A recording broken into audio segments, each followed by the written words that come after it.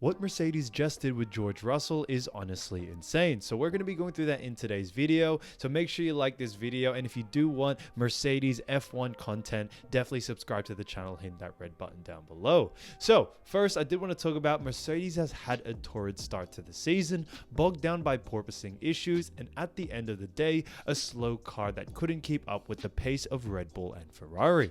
Thankfully for the team, it looked like they had reached a turning point at the Spanish Grand Prix with a new upgrade package that saw a car handle and perform far better than at any other point in the season.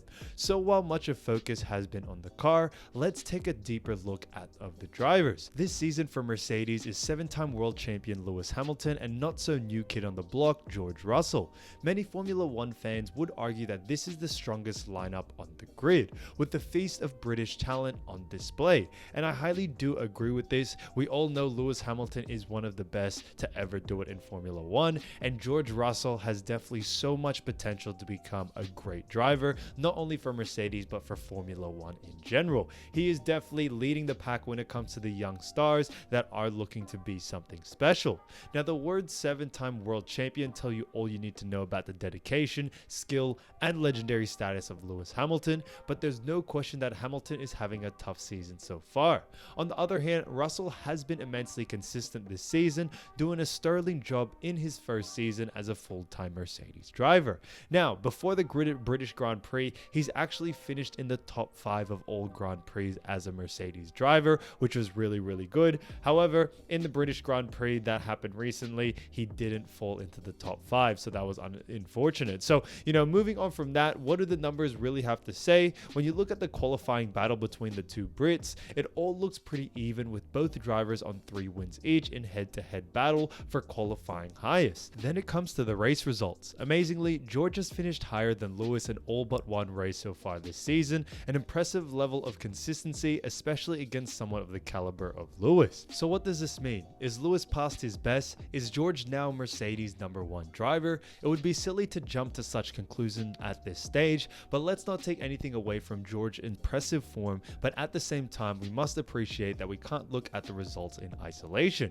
George has undoubtedly settled into his Mercedes seat, getting the best of what his car has had at all times, but he's also had some luck along the way, which is still worth remembering. For example, he has had some very favorable moments with the safety car, and conversely, Lewis has had some bad luck with safety cars, most notably in Miami, where this led to a situation where Hamilton had no chance of getting in front of his teammate. But, like I said, this is all just what people have to say. Do I agree with it? Yes and no at the same time. Obviously, luck does play into a part. However, don't take anything away that George Russell is definitely doing such a great job for Mercedes, and he's definitely keeping them alive. So I think what he's done is honestly fantastic, and he continues to impress me and also other Formula 1 fans out there, even if you're not a Mercedes fan. There may also be some factors as well which may explain part of Hamilton's struggle. For example, it has been known that Hamilton has been running with extra parts in some of the earlier sessions/races in season to help the team better understand their porpoising issue, which may have contributed to a slight decline in his car's pace. We can also speculate that perhaps Hamilton has shouldered more responsibility than George when it comes to helping to develop the car to overcome the team's issues, as Hamilton has been at Mercedes for just under a decade. Therefore, it is reasonable to think that he would have a better guinea pig out of the two drivers thanks to his vast experience within the team. So let's face it, there's no denying the fact that George has been more impressive than Lewis so far this season. Would be unfair to conclude anything about Hamilton at this stage. I think they've both done such a great job and they continue to impress everyone. There is no doubt about that. There is no doubting the intensity, the palpable will to win radiating from George Russell. Yet achieving success is a journey the British driver acknowledges is forged in the crucible of competition, where something the hardest lessons are the most valuable. I have learned that failure is important, he says, with the air of a veteran. It can't always be smooth sailing. You have to look inward rather than blame others. He clearly still feels the privilege of his place in F1, but vitally, for someone who wants to be the world champion, also the promise it holds. He smiles when reminded of how he would follow his elder brother to the karting track as a child and drive his pedal car around the paddock, and what a world away was from Mercedes. He said this before the British Grand Prix. It was always really important to take a moment to pinch yourself and recognize the position you are in. It is crazy to think how this journey has evolved, but you can't sit back back and relax. You can't just say, wow, I've come so far and I've come so far, but I've got much further to go. And I absolutely love this attitude that George Russell has when it comes to Formula One, especially coming from humble beginnings. He has definitely really done what it takes to be a Mercedes driver, but I feel like the job has just started for him. And I think it's great that he acknowledges that. A lot of other drivers, once they get to the level of, racing for Mercedes or Red Bull or Ferrari, one of the big name teams, a lot of them really tend to less have motivation because they've already made it to the top. But it seems that George Russell wants more than that. He wants to go down as one of the greatest drivers ever. So I think the ambition is definitely clear, and this is his 4th year in F1 after he endured 3 years at the woeful Williams car, outperforming his machinery. After stepping up to Mercedes this year, he was optimistic of a winning car with the team that had been taken with the previous 8 Constructors' Championship. Fickle mistress as sport is, he and his teammate Lewis Hamilton instead have been wrestling with a ride that is a handful to drive, suffering from a severe bouncing issue and is off the pace. Like the lessons from failure, he cites his crash with Valtteri Bottas at Imola in 2021 and the disappointment of being robbed of victory by a team strategy error and then a puncture at Sakir when standing in for Hamilton in 2020 as examples. Russell is determined to grasp the positives from adversity.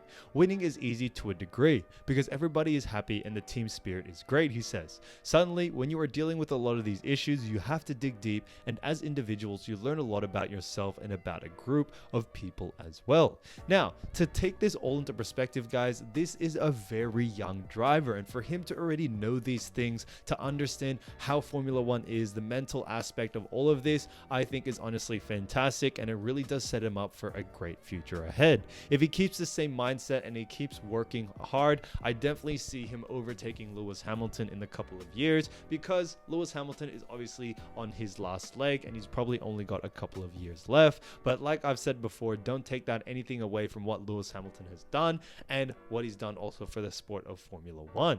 Yet even in his challenging season, his first at the sharp end of the grid, he has delivered, something his team principal Toto Wolf has acknowledged. We were never in any doubt that he would be very good, he said.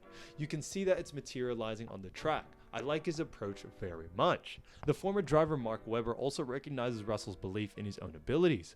Going out on slicks in Canada, great call, have a crack son, he said. That showed a driver backing himself, confidence. That's not a guy that is passive or indecisive. That's someone who's prepared to take a risk. And I think that's what really makes him so special in the world of sports, not even just in Formula One, in basketball, soccer, football, whatever. It doesn't really matter. Taking risk is the way these players or these athletes really strive. So I think honestly, George Russell having the belief in himself and having that killer mentality when he's on the track has really, paid dividends and has shown what he's capable of doing. Now, Russell has been relentlessly consistent this season, the only driver to have finished in the top 5 at every round. However, like I said, the British Grand Prix, he didn't finish in the top 5. So, even though he didn't do that well in the British Grand Prix, I think what he's done so far definitely shows his capabilities, especially for the long term.